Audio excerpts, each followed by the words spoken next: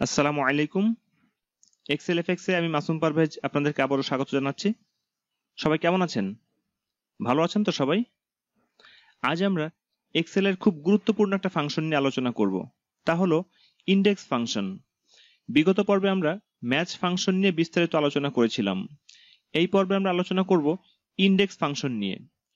তো প্রথম অংশে আমরা আলোচনা করব সিঙ্গেল ইনডেক্স ফাংশন, অর্থাৎ যে ইনডেক্স ফাংশনের মধ্যে আর কোনো ফাংশনের কম্বিনেশন ঘটানো হবে না, এই বিষয়টা নিয়ে। এরপরে আমরা দ্বিতীয় অংশে আলোচনা করব ইনডেক্স এবং ম্যাচ ফাংশনের কম্বিনেশন। তো চলুন আমাদের বিস্তারিত আলোচনায় যাওয়া যাক।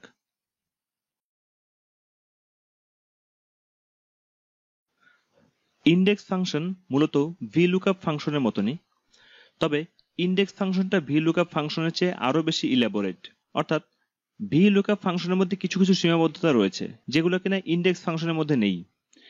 যেমন ভিলুকআপ ফাংশনের মধ্যে ডেটাগুলো সর্টিং থাকার প্রয়োজন রয়েছে, কিন্তু ইনডেক্স ফাংশনের মধ্যে ডেটা সর্টিং থাকার কোনো প্রয়োজন নেই।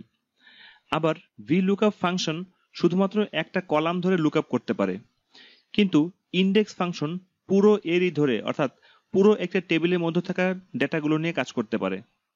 তাহলে সহজেই বোঝা যাচ্ছে যে ইনডেক্স ফাংশন মূলত ভিলুকআপ ফাংশনের চেয়ে আরো বেশি ভাস্ট, আরো বেশি প্রসারিত। তো এবারে চলুন দেখি কিভাবে ইনডেক্স ফাংশনের ব্যবহার করতে হয়। আমরা এখানে একটা ডাটা টেবিল ক্রিয়েট করে রেখেছি। এই ডাটা টেবিলের মধ্যে বি কলামে কতগুলো ল্যাপটপের ব্র্যান্ডের নাম রয়েছে এবং 3 নম্বর রোতে তাদের প্রসেসরের বিভিন্ন ভার্সন রয়েছে, এবং এই ভার্সন অনুসারে বিভিন্ন ধরনের দামের পার্থক্য রয়েছে এই টেবিলটাতে। এবারে আমরা ইনডেক্স ফাংশনের মাধ্যমে দেখতে চাই যে কোনো ল্যাপটপের নাম এবং তাদের প্রসেসরের ভার্সন লেখার সঙ্গে সঙ্গে কিভাবে আমরা ওই ল্যাপটপের প্রাইসটা সহজে পেতে পারি ইনডেক্স ফাংশনের মাধ্যমে, এই বিষয়টাই আমরা দেখতে চাই। যেমন ধরুন, আমি যদি লেনোভো কোর i5 এর দাম জানতে চাই, তাহলে আমাদের এই ভ্যালুটা বের করতে হবে। তো এই ভ্যালুটা ইনডেক্স ফাংশনের মাধ্যমে কিভাবে বের করতে পারি সেই বিষয়টা আমরা এবার দেখব। তবে তার আগে আমরা একটা কাজ করব, আমরা একটু ডাটা ভ্যালিডেশনে যাই। আমরা ডাটা ভ্যালিডেশন এই কারণে করতে চাচ্ছি যাতে আমরা কোনো স্পেলিং ভুল না করি। আমরা ডাটা ভ্যালিডেশন সম্পর্কে আমাদের 5 নম্বর টিউটোরিয়ালে বিস্তারিত আলোচনা করেছিলাম। আমার 5 নম্বর টিউটোরিয়াল যদি আপনারা দেখে থাকেন তাহলে ডাটা ভ্যালিডেশন সম্পর্কে বিস্তারিত ধারণা পাবেন। আমরা এখানে ডাটা ভ্যালিডেশনের খুব সামান্য একটা পার্ট নিয়ে আলোচনা করব, যে আমরা এখানে একটা ড্রপ ডাউন বাটন ক্রিয়েট করতে চাচ্ছি। তাহলে সেক্ষেত্রে আমরা ডাটাতে যাই, ডাটাতে যাওয়ার পরে এখানে আমরা ডাটা ভ্যালিডেশনে আসি, এরপর ডাটা ভ্যালিডেশন। এখান থেকে আমরা অ্যালাউ এর ক্ষেত্রে এখানে আমরা লিস্ট সিলেক্ট করি। লিস্ট সিলেক্ট করার পরে এখানে সোর্স এইটাতে ক্লিক করি। ক্লিক করার পরে আমরা এই সোর্স হিসাবে এই সেলগুলোকে সিলেক্ট করে দেই। এই সেলগুলোকে সিলেক্ট করে দেওয়ার অর্থ হচ্ছে যে আমাদের এই সেলগুলোতে যে ভ্যালুগুলো রয়েছে বা যেই নামগুলো রয়েছে, এই নামগুলো এখানে ড্রপ ডাউন আকারে ক্রিয়েট হবে।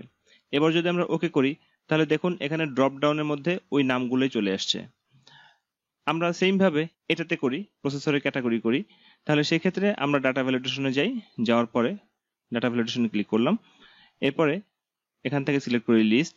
লিস্ট সিলেক্ট করার পরে সোর্সে এখানে আমরা এই সোর্সটাকে সিলেক্ট করে দিই, এই রো এর এই সেলগুলোকে সিলেক্ট করে দিই। এরপরে ওকে করি। তাহলে দেখুন এখানে প্রসেসর ক্যাটাগরির মধ্যেও আমাদের প্রসেসরের ক্যাটাগরিগুলো ড্রপ ডাউন আকারে এসছে। এবারে আমরা ইনডেক্স ফাংশন ব্যবহার করব। তাহলে সেই ক্ষেত্রে আমরা ইনডেক্স ফাংশন ব্যবহার করি। এখন এখানে আরেকটা বিষয় আলোচনা করা দরকার। যেমন ধরুন, আমাদের এই ডাটাগুলো নিয়ে আমরা কাজ করব।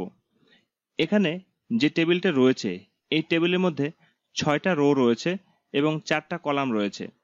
তো আমরা যদি লেনোভো কোর i5 এর দাম বের করতে চাই তাহলে দেখুন এটা রয়েছে আমাদের 3 নম্বর রো এবং 3 নম্বর কলামে। এটা হচ্ছে লেনোভো কোর i5 এর প্রাইস। তাহলে সেই ক্ষেত্রে এই সেলটার রো ইন্ডেক্স নাম্বার হচ্ছে 3 এবং কলাম ইন্ডেক্স নাম্বারও হচ্ছে 3। তো আমরা ইনডেক্স ফাংশনে দেখি, ইনডেক্স ফাংশনটা এখানে আমরা লিখব। আমরা ইনডেক্স ফাংশনটা লিখি, ইকুয়াল চিহ্ন দিলাম, তারপর লিখলাম ইনডেক্স। ইনডেক্স লিখলাম। এখানে দেখুন প্রথমে রয়েছে অ্যারি। অ্যারি বলতে আমাদের এই সিলেক্টেড সেলগুলো, যেই সেলগুলো নিয়ে আমরা কাজ করব, এখানে আমাদের এই অংশটুকু হচ্ছে অ্যারি। আমরা এই অ্যারি হিসাবে এটাকে সিলেক্ট করলাম।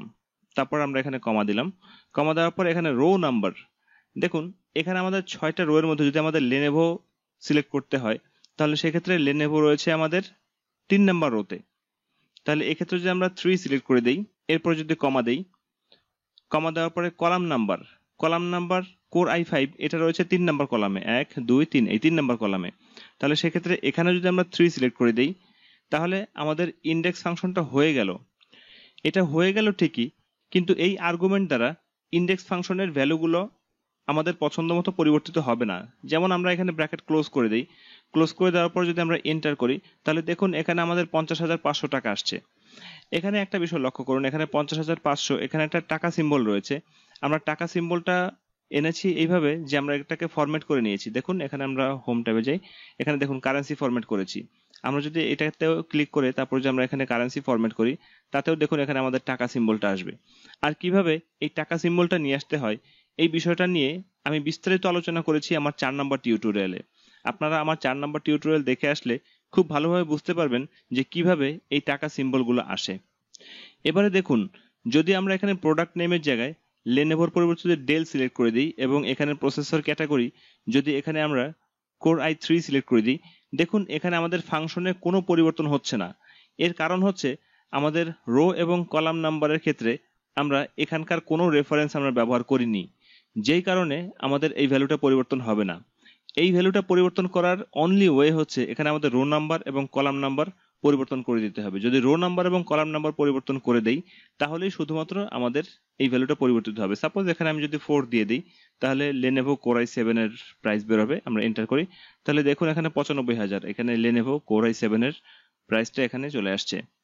তো এক্ষেত্রে প্রতিবার এভাবে এডিট করা একটা মুশকিলের ব্যাপার, যে কারণে শুধু ইন্ডেক্স ফাংশন যদি আমরা ব্যবহার করি এবং এখানে রো নাম্বার এবং কলাম নাম্বারকে যদি আমরা ফিক্সড রেখে দেই তাহলে এক্ষেত্রে আমাদের ইন্ডেক্স ফাংশন থেকে পুরোপুরি ফলাফল পাওয়া সম্ভব না। যাক, আমরা এন্টার করলাম। এবার আসুন ইন্ডেক্স এবং ম্যাচ ফাংশনের ব্যবহার আমরা দেখি। এক্ষেত্রে আমরা কিভাবে ইন্ডেক্স এবং ম্যাচ ফাংশনের ব্যবহার করতে পারি চলুন একটু দেখি। আমরা ইকুয়াল চিহ্ন দিলাম, ইকুয়াল চিহ্ন দেওয়ার পরে ইন্ডেক্স লিখলাম।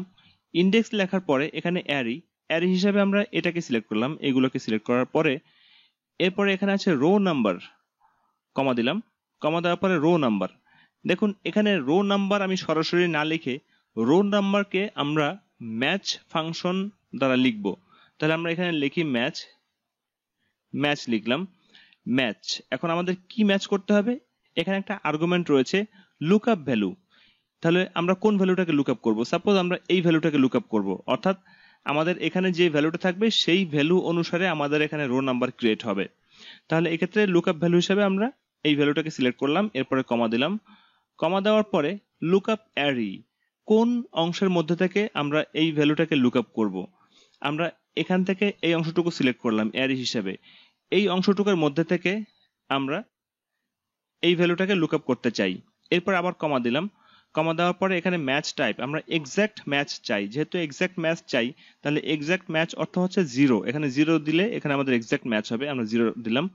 তাহলে আমাদের এখানে ম্যাচ ফাংশনটা হয়ে গেল। আমরা যদি ব্র্যাকেট ক্লোজ করে দিই তাহলে আমরা ম্যাচ ফাংশনটা পেয়ে গেলাম। এক্ষেত্রে দেখুন এই ম্যাচ ফাংশনটা এই অংশটুকু হচ্ছে রো নাম্বার, এই অংশটুকু দ্বারা রো নাম্বার বুঝাবে। তাহলে আমাদের এই ডেল এটা কত নাম্বার রোতে রয়েছে? এটা রয়েছে 1 নাম্বার রোতে। যেহেতু আমরা এতটুকু এর হিসেবে সিলেক্ট করেছি কাজে এখানে আমাদের এই রোটা হচ্ছে 1 নাম্বার রো এই এরিটুকের মধ্যে। তাহলে এইটুক হচ্ছে আমাদের রো নাম্বার। এবারে আসি আমাদের কলাম নাম্বারে। আমরা তাহলে সেম ফর্মুলাটা লিখি। তাহলে আমরা কমা দিলাম, কমা দেওয়ার পরে এখানে আমরা কলাম নাম্বার লিখবো। তাহলে কলাম নাম্বারের ক্ষেত্রেও আমরা ম্যাচ ফাংশন ব্যবহার করব। ম্যাচ ফাংশন লিখলাম, এখানে লুকআপ ভ্যালু, এক্ষেত্রে আমরা লুকআপ করব কোনটা? এখানে প্রসেসর ক্যাটাগরি যায় এটাকে আমরা লুকআপ করতে চাই। তারপর কমা দিলাম, কমা দেওয়ার পরে লুকআপ অ্যারি, আমরা কোন টুকের মধ্যে থেকে আমরা লুকআপ করতে চাই? এই অ্যারো টুকের মধ্যে থেকে, অর্থাৎ এখানে যে সেলগুলো আমরা সিলেক্ট করেছি এই সিলেক্টেড সেলগুলোর মধ্যে থেকে প্রসেসর ক্যাটাগরিটাকে আমরা লুকআপ করতে চাই। এরপরে কমা দিলাম, কমা দেওয়ার পরে এখানে match type exact match, so আমরা এখানে 0 প্রেস করলাম। 0 প্রেস করার পর তারপর যদি আমরা ব্র্যাকেট ক্লোজ করে দিই তাহলে দেখুন এখানে আমাদের কলাম নাম্বারটাও কমপ্লিট হয়ে গেল, আবার এখানে রো নাম্বারটাও কমপ্লিট হয়ে গিয়েছে এবং ইন্ডেক্সের ক্ষেত্রে এখানে যে অ্যারে ছিল অ্যারেটাকেও আমরা সিলেক্ট করে দিয়েছি। এরপরে দেখুন এখানে যে ব্র্যাকেটটা ক্লোজ করলাম এটা হচ্ছে ম্যাচ ফাংশনের ব্র্যাকেট। এবারে যদি আরেকটা ব্র্যাকেট দিই তাহলে ইন্ডেক্স ফাংশনের ব্র্যাকেটটা আমাদের ক্লোজ হয়ে গেল। আমাদের ইন্ডেক্স এবং ম্যাচ ফাংশনের ইন্টিগ্রেশন আমাদের হয়ে গেল। তো এবার যদি এন্টার করি তাহলে দেখুন এখানে আমাদের 38,200 টাকা শো করছে। আমি এটাকে ফরম্যাটটা পরিবর্তন করে দেই, আমরা এখানে জেনারেল ফরম্যাটে না গিয়ে এখানে আমরা কারেন্সি ফরম্যাটে আসি, তাহলে দেখুন এখানে ৩৮,২০০ টাকা। দেখুন ডেল কোর i3, এই যে ৩৮,২০০ টাকা। এবার যদি আমরা এই ড্রপ ডাউন থেকে ক্যাটাগরি চেঞ্জ করে দিই, প্রোডাক্টের নাম চেঞ্জ করে দিই, সাপোজ এখানে লেনোভো দিলাম, তাহলে দেখুন এখানে ৩৮,৫০০ টাকা আসছে লেনোভো কোর i3। দেখুন এখানে লেনোভো কোর i3 ৩৮,৫০০ টাকা। যদি কোর i3 চেঞ্জ করে দিই, কোর i3 এর জায়গায় যদি আমরা এখানে কোর i5 করে দিই, তাহলে দেখুন এখানে ৫০,৫০০ টাকা। দেখুন লেনোভো ৫০,৫০০ টাকা। তারপর যদি আমরা এখানে কোর i7 করে দিই, দেখুন এটা পরিবর্তন হয়ে যাচ্ছে ৯৫,০০০ টাকা। দেখুন এটা কিন্তু আমাদের বারবার পরিবর্তন হয়ে যাচ্ছে, কিন্তু এটা পরিবর্তন হচ্ছে না, কারণ এটা হচ্ছে ফিক্সড রো নাম্বার এবং কলাম নাম্বার দিয়েছি আমরা কিবোর্ডে টাইপ করে, যে কারণে এটা কোনোভাবেই পরিবর্তন হবে না। কিন্তু এখানে আমাদের রো নাম্বার এবং কলাম নাম্বারের জায়গায় আমাদের এই রেফারেন্সগুলো ব্যবহার করতে হয়েছে বিধায় এই রেফারেন্সগুলো পরিবর্তনের সাথে সাথে আমাদের এই ফাংশনটা পরিবর্তন হয়ে যাচ্ছে। তো এভাবে আমরা অনেকগুলো ভ্যালু থেকে বা একটা টেবিলের মধ্যে থাকা অসংখ্য ভ্যালু থেকে আমরা একটা ভ্যালুকে বা কয়েকটা ভ্যালুকে এভাবে ইন্ডেক্স ফাংশনের মাধ্যমে খুঁজে বের করতে পারি। এটা VLOOKUP বা HLOOKUP ফাংশনের চেয়ে আরো অ্যাডভান্স একটা ফাংশন, সুতরাং এটাকে আমরা খুব পাওয়ারফুল একটা ফাংশন বলতে পারি। আর ইন্ডেক্স এবং ম্যাচ ফাংশনের ব্যবহারে আমরা আমাদের রিপোর্টটাকে অনেক সুন্দরভাবে উপস্থাপন করতে পারি। আশা করছি এই বিষয়টা আপনারা ভালোভাবে ক্লিয়ার হয়েছেন, ভালোভাবে বুঝতে পেরেছেন। তো এই হলো ইন্ডেক্স এবং ম্যাচ ফাংশন। আর ইন্ডেক্স এবং ম্যাচ ফাংশন নিয়ে আমার টিউটোরিয়ালটি এই পর্যন্ত। যদি আমার টিউটোরিয়ালটি আপনারা ভালোভাবে বুঝে থাকেন, আমার টিউটোরিয়ালটি যদি আপনাদের ভালো লেগে থাকে, তাহলে সেক্ষেত্রে আমার টিউটোরিয়ালটি আপনারা আপনাদের বন্ধু বান্ধবদের সাথে শেয়ার করবেন। আর যদি আমার টিউটোরিয়ালটি বুঝতে কোনো সমস্যা হয় বা আমি যদি আপনাদেরকে বোঝাতে ব্যর্থ হই, তাহলে আমার টিউটোরিয়ালের নিচে দয়া করে আপনারা কমেন্ট করবেন এবং কোন স্থানটা আপনারা বুঝতে পারেননি দয়া করে আমাকে বললে আমি সেই স্থানটা সম্পর্কে আমার ভিডিওর কমেন্টে আলোচনা করব। কাজেই আপনারা আমার ভিডিওর নিচে কমেন্ট করবেন যে আপনাদের বুঝতে কোনো প্রবলেম হচ্ছে কিনা, এই বিষয়টা আপনারা কমেন্ট করবেন। তো আমার টিউটোরিয়ালটি এই পর্যন্ত। আপনারা সবাই ভালো থাকবেন, সুস্থ থাকবেন, সুন্দর থাকবেন এবং আমার জন্য দোয়া করবেন। আসসালামু আলাইকুম ওয়া রাহমাতুল্লাহি ওয়া বারাকাতুহু।